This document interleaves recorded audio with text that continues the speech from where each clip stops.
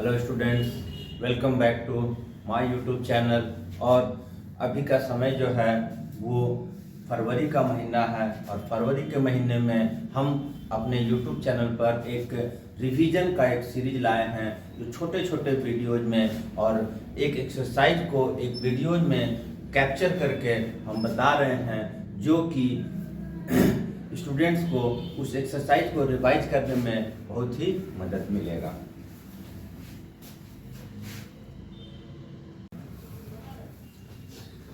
आज का हम एक्सरसाइज चूज किए हैं चैप्टर 5 जो कि अर्थमेटिक प्रोग्रेशन है, उसका एक्सरसाइज नंबर 5.2। 5.2 से रिलेटेड जो फॉर्मूला इस्तेमाल होगा सबसे पहले हम उसको बता देते हैं। इसमें हम AP जो कि AP सबको अब जान गया होगा 2, 5, 8, 11, मतलब इस तरह का जो कॉमन डिफरेंस जो सेम रहेगा 3 + 3 + 3 हो रहा है, या 52, 48 या 4 का डिक्रीज हो रहा है, तो इक्वल रेशियो में इक्वल अमाउंट में या तो डिक्रीज हो रहा होगा या इंक्रीज हो रहा होगा, तो ये AP में कहलाता है। और इसमें हमारा A फॉर फर्स्ट टर्म कहलाता है, D फॉर कॉमन डिफरेंस कहलाता है, N for number of term कहलाता है, AN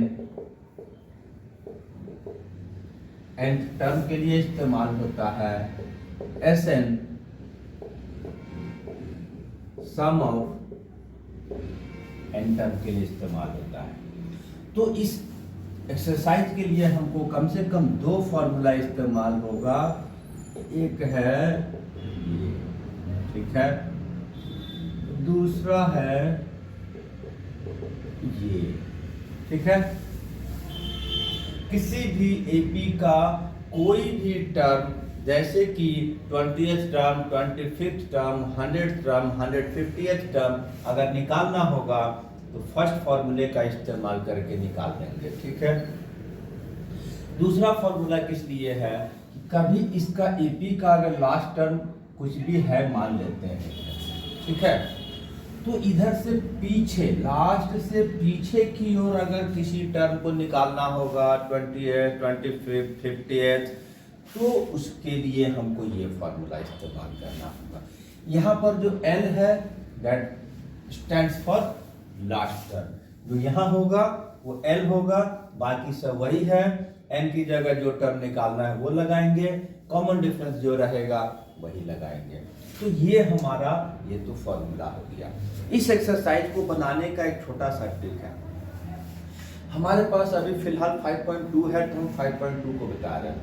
AN = A + N - 1D कितना टर्म आ रहा है? 1, 2, 3, 4। अभी फिलहाल 5.2 तक में 4 आ रहा है। 5.3 तक में जाएंगे तो हम एक टर्म और जुड़ जाएगा SN, ठीक है।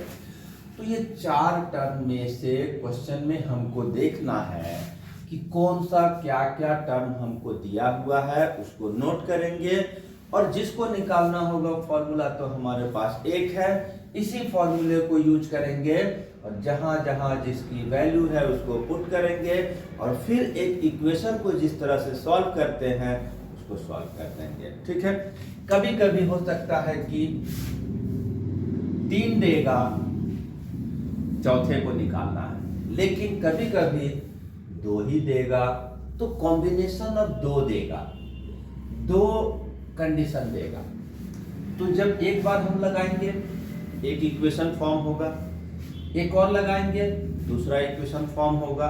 अब इसके बाद जो 2 इक्वेशन फॉर्म होगा जनरली वो लीनियर इक्वेशन इन 2 वेरिएबल होगा। फिर जो हम लोग 3rd चैप्टर में पढ़े हैं लीनियर इक्वेशन इन 2 वेरिएबल को या तो एलिमिनेशन मेथड से सॉल्व करेंगे या सब्स्टिट्यूशन मेथड से सॉल्व करेंगे, और उसके बाद रिक्वायर्ड जो रहेगा इसमें से चारों में से जो गायब है या तो मे भी डायरेक्ट हमारा सॉल्व हो जाएगा और नहीं तो फिर जो कुछ लास्ट में कुछ टर्म बचेगा, कुछ निकालने के लिए कंडीशन देगा, तो फिर उसके लिए फिर से फॉर्मूला यूज कर देंगे। तो ये तो हमारा मेन थीम हो गया इस एक्सरसाइज को बनाने का। और अब हम इससे रिलेटेड जो 5.2 का मोस्ट इंपॉर्टेंट क्वेश्चन को हम चूज करके बना देते हैं, ठीक है।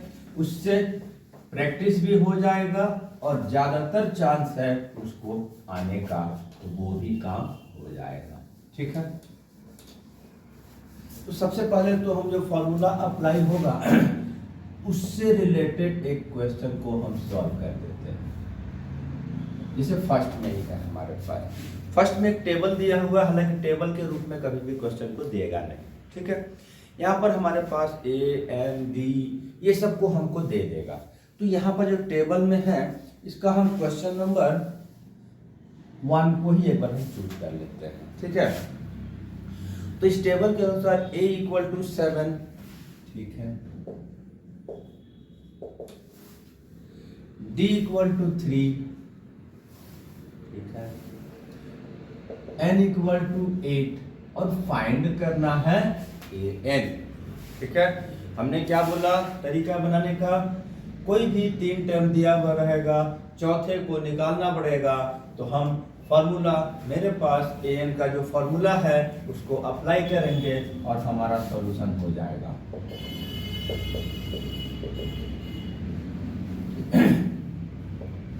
a की जगह 7, n की जगह 8, d की जगह 3, जो जहां का जो वैल्यू है उसको उसकी जगह लगा दिए, सॉल्व कर देंगे।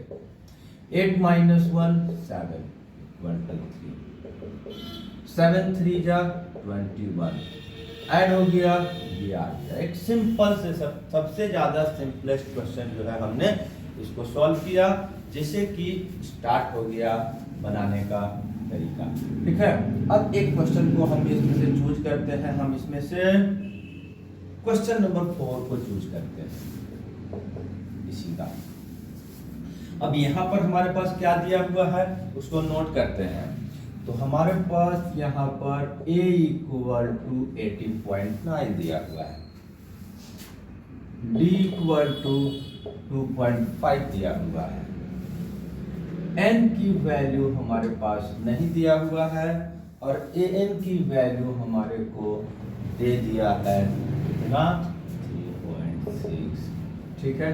अब यहाँ पर हमारे पास n निकालना है, that means number of term. अब नंबर ऑफ टर्म n के लिए कोई डायरेक्ट फॉर्मूला होता नहीं है, ठीक है। हम बताए हैं फॉर्मूला यही यूज करेंगे, जिसकी वैल्यू जहां है वो हम उसको पुट करेंगे।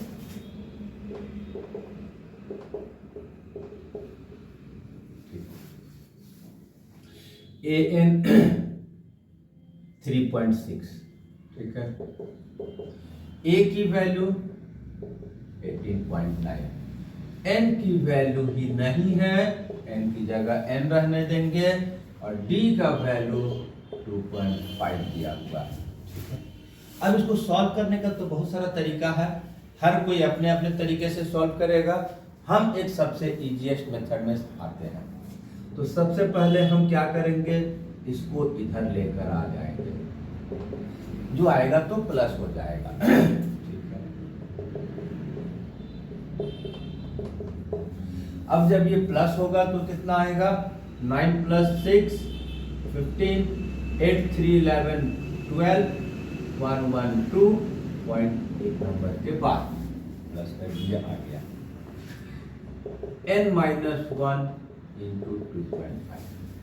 अब हम ये 2.5 को भी लेफ्ट लेकर आएंगे, वहां पर मल्टीप्लाई में है, यहाँ पर आएगा डिवाइड में हो जाएगा, ठीक है। जरूरत नहीं है, कैंसिल करेंगे तो ये डेसिमल के बाद 10 और डेसिमल के बाद हटाएंगे तो 10 आएगा, ये दोनों 10 कैंसिल होगा और 25 से कट करेंगे तो ये 9 आएगा। अब ये 1 को भी इधर लेकर आ जाएंगे तो इधर आएगा तो प्लस हो जाएगा, तो n की वैल्यू कितना आ गया 10। इसका मतलब जो ये वैल्यू है वो 10th टर्म है। इस तरह से हमारा दो बहुत ही सिंपलेस्ट क्वेश्चन को सॉल्व किए। अब थोड़ा सा कॉम्प्लिकेटेड क्वेश्चन की ओर चलते हैं। ठीक है,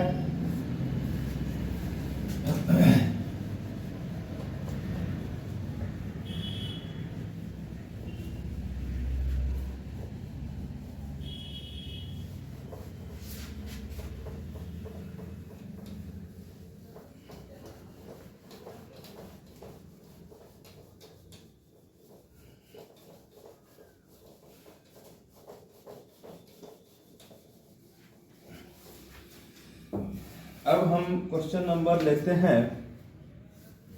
अब क्वेश्चन को जो टेबल की तरह नहीं देगा, कहीं भी नहीं देगा, और अब हम उसी में से उस तरह के क्वेश्चन को हम 4th नंबर को चूज करते हैं इसी एक्सरसाइज का, जिसमें दिया हुआ है which term of AP is 78। एक हमारे पास एपी दिया हुआ है। एपी क्या है? 3 8 13 3 8 13 18, और ये जो 78 है लास्ट में, वो कौन सा टर्म है? समझने का चीज है कि हम दिया क्या है और पूछ क्या रहा है। तो सबसे पहले तो गिवन को ही लिख लेते हैं। तो ये तो हमारा क्लियरली है कि 3 है। डी जो है सेकंड टर्म से फर्स्ट टर्म को माइनस करेंगे, निकल जाएगा। और यहां से इसको क्या बोल रहा है कि which term of this is, मतलब यह जो है वो कौन सा टर्म है। दैट मीन्स ये हमारा an है 78, और विच टर्म पूछ रहा है, दैट मीन्स हमको n की वैल्यू पूछ रहा है। अभी अभी एक क्वेश्चन बनाया, क्वेश्चन को देखकर समझ गए क्या दिया हुआ है, क्या निकालना है, उसी की तरह हम इसको सॉल्व कर सकते हैं। क्या है? an का फॉर्मूला फिर से अप्लाई करेंगे और जिसकी जो वैल्यू है उसको पुट करेंगे और हमारा काम हो जाएगा। an का 78, a का वैल्यू 3, n ये तो नहीं पता है, d हमारा 5। अब इसको सॉल्व कर देंगे। 78 3 5 into n 5n कितना हो गया? ये 2 माइनस में 2 आ गया। अभी 5n को इधर लेकर आ जाते हैं और 78 को उधर भेज दिए, तो हमारा ये 80 हो गया, दोनों कैंसिल हो गया, और 80 से 5 डिवाइड हुआ 16, यानी कि ये 16th टर्म है, 16वां टर्म है। ठीक है, इस तरह से हमारा ये एक क्वेश्चन भी सॉल्व हो गया। ठीक है,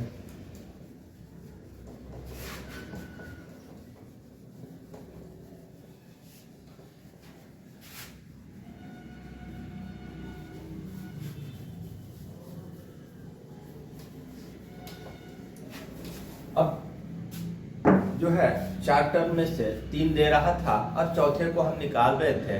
अब हम थोड़ा सा जो अलग क्वेश्चन है 2-2 करके देने वाला जो हम बताए हैं पहले ही, उसमें से एक चूज करते हैं। तो इसमें सबसे पहले क्वेश्चन 7 नंबर को लेते हैं। क्वेश्चन नंबर 7, ठीक है।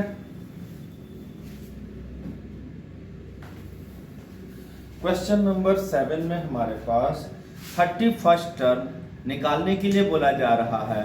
11th टर्म 38 दिया हुआ है और 16th टर्म 73 दिया हुआ है। तो क्या दिया हुआ है? 11th टर्म, तो A11 इक्वल टू 38 और 16th टर्म 73।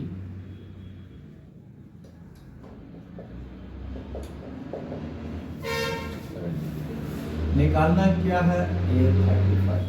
देखने में बहुत ही कॉम्प्लिकेटेड दिखाई दे रहा है। यहाँ पर हमारे पास ना तो A है ना D है, निकालने के लिए बोला जा रहा है। गिवन में क्या है? A11 equal to 38, A16 equal to 73 और A31 निकालना है। बहुत ही आसान है, जो हम सेकंड वाला ट्रिक बताए हैं वो अप्लाई होगा, हमको कुछ नहीं करना है। an का जो फॉर्मूला है वही अप्लाई करेंगे, एक बार इसके लिए एक बार इसके लिए। देखते हैं क्या आता है।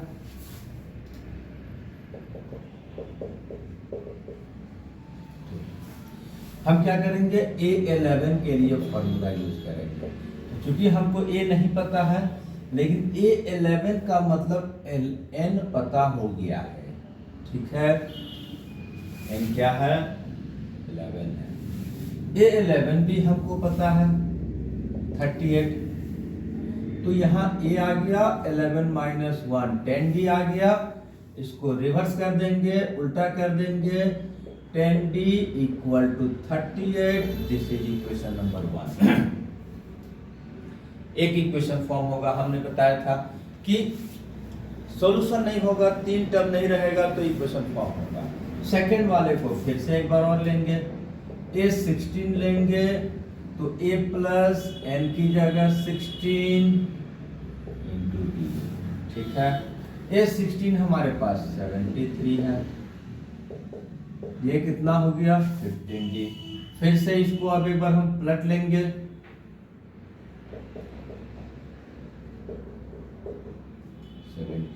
This is equation number 2। हमने क्या कहा था, ये दोनों इक्वेशन बन गया थर्ड चैप्टर जो linear equation in two variable है, उसकी तरह इसको हम सॉल्व कर लेंगे। ठीक है, नाउ फर्स्ट इक्वेशन क्या है, 38 15D। तो एलिमिनेशन मेथड सबसे आसान यहां लग रहा है, क्योंकि कोफिशिएंट भी इक्वल है और कोफिशिएंट इक्वल है तो ये वैल्यू सेम है। सिर्फ हम नीचे वाले को साइन को बदल देंगे, इसका मतलब होता है सब्ट्रैक्ट कर रहे हैं 1 में से 2 को, तो यहाँ पर साइन हम दोनों के तीनों के नीचे का चेंज कर देंगे, ए और ए कैंसिल हो जाएगा और इसके आएगा प्लस माइनस माइनस होगा, 5D आएगा, बड़े वाले में जो साइन है वो आएगा। 73 से इसको माइनस करेंगे 35 आएगा, बड़े वाले का साइन आएगा, कैंसिल हो जाएगा। अब जब यहाँ से D निकालेंगे, 5 को हम लेफ्ट में राइट में भेजेंगे तो 35 बाई 5 कट के 7, D की वैल्यू हमारा 7 आ गया। अब D की वैल्यू आ गया तो D की वैल्यू को इक्वेशन नंबर 1 या 2 में किसी में रख देंगे। Putting the value of D in equation 1। Equation 1 हमारा क्या है, A प्लस 10D कितना है 38। इसमें हम D का वैल्यू पुट करेंगे, कितना है 7। ठीक है, 38 70 किधर जाएगा, जाकर माइनस हो जाएगा और माइनस होकर 32 आएगा, क्योंकि बड़े वाले में माइनस का साइन है तो माइनस का साइन भी आएगा। अब हमारे पास इक्वेशन को सॉल्व करके D और A का भी वैल्यू आ गया और हमको फाइनली बोला जा रहा है 31st टर्म निकालने के लिए। तो हम उसके लिए फिर से एक बार अब an का फॉर्मूला यूज करेंगे, निकालना है कौन सा, A 31st। तो A का वैल्यू हमारे पास आ गया -32। N की वैल्यू तो हमको पता है क्योंकि उसका N 31st ही निकालना है। B की वैल्यू हम 7 सॉल्व किए हैं, सॉल्व कर देंगे हमारा काम हो जाएगा। 30 into 7 210। ठीक है, माइनस कर देंगे, 10 से 2 8, 10 से 3 7 और 1, बड़े वाले में प्लस साइन है, फाइनल आंसर 178। ठीक है, आंसर हो गया, क्लियर है। इसके बाद हम देखते हैं एक क्वेश्चन को और पूछ करते हैं।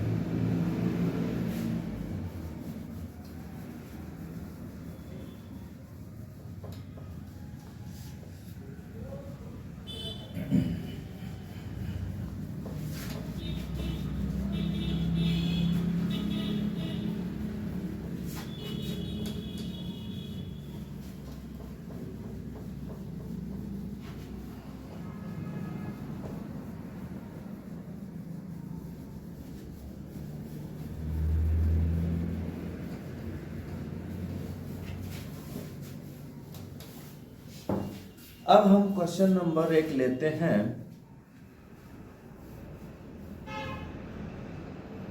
एक 15 नंबर क्वेश्चन को हम चूज करते हैं। इसमें पूछ रहा है, हमारे पास 2 एपी दिया हुआ है, 2 एपी में से किस वैल्यू के लिए कौन सा वैल्यू दोनों का सेम होगा, मतलब nth टर्म अगर इक्वल है तो वो कौन सा टर्म जो है वो इक्वल है।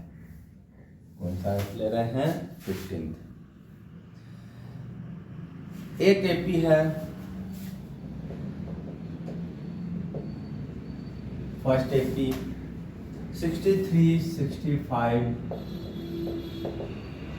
67। Second AP 3, 10, 17। ठीक है, ये देखिए, देखने पे क्या लग रहा है, ये 2 का प्लस होके बढ़ रहा है, ये 7 प्लस होके बढ़ रहा है, तो कहीं ना कहीं जाकर ये दोनों एक इक्वल नंबर पर पहुंचेगा, और किस नंबर पे ये दोनों सेम होगा वही हमको निकालना है। तो इसके लिए हम सबसे पहले तो दोनों का ए और डी निकाल लेते हैं।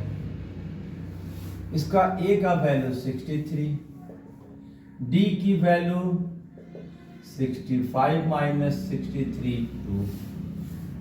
सेकेंड एपी का ए का वैल्यू 3, डी की वैल्यू 7। ठीक है, तो अब इसमें हम एक काम करते हैं कि let nth term be same. ठीक है, लेट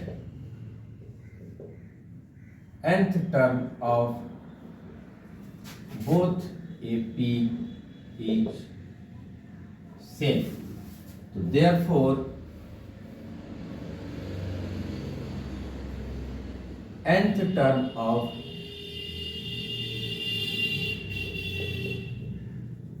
first AP और nth term of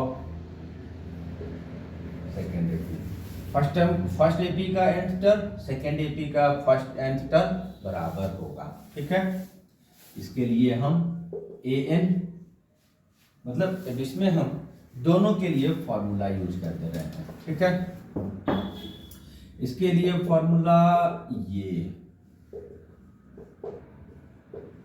दोनों के लिए फॉर्मूला सेम है, लेकिन दोनों के लिए वैल्यू अलग है क्योंकि एपी अलग है। तो इसके फर्स्ट साइड में हम इसकी वैल्यू पुट करेंगे, सेकंड साइड में इसकी वैल्यू पुट करेंगे। n दोनों के लिए सेम है। ठीक है, तो इसके लिए a क्या है 63, n तो निकालना है, यही तो नहीं पता है। d की वैल्यू 2, सेकंड एपी में क्या आया है, a की वैल्यू 3, n निकालना है, d की वैल्यू 7। अब ये इक्वेशन की तरह बन गया, इसको सॉल्व करेंगे, n की वैल्यू आ जाएगा, वही हमारा आंसर हो जाएगा। 2n माइनस 2, 3, 7n माइनस 7, 63 से 2 माइनस होगा 61,